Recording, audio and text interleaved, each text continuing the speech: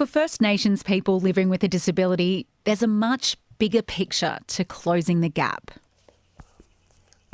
I like staying home because it's easy for me to protect myself. I feel safe here. Daniel McDonald is a Wonnarua man. He's also deaf. When Daniel's feet were badly wounded recently, there was no way for him to call an ambulance. Luckily, his partner was home to help. I could have died in this situation. It's entirely possible. Daniel waited more than 78 hours in emergency for surgery with no Auslan interpreter. Almost 25% of First Nations Australians live with a disability. The 2020 National Closing the Gap Agreement promised as a priority to invest in the Indigenous disability sector. And I call the Prime Minister.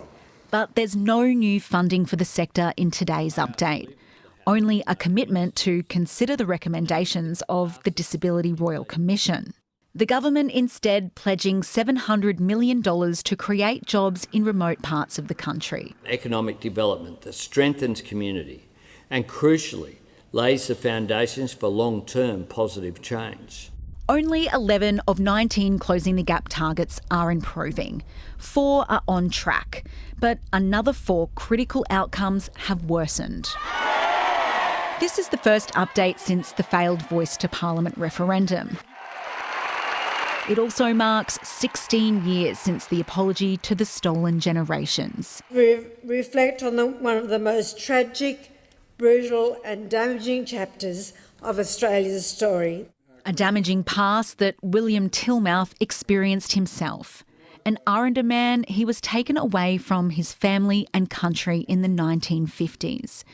Today he works to support Aboriginal children and their families in his community. It's obvious that there has been no advancement despite the copious amount of dollars that were poured into it. Today the government announced plans for a dedicated commissioner for First Nations children, an increasing number of whom are separated from their families. Too often we have dealt with top-down solutions. It's high time we listen to the community. We can and we must do better than governments of all persuasions have done over the last 123 years. While Labor hedges its bets by boosting economies in the bush, some say today's announcements don't go far enough.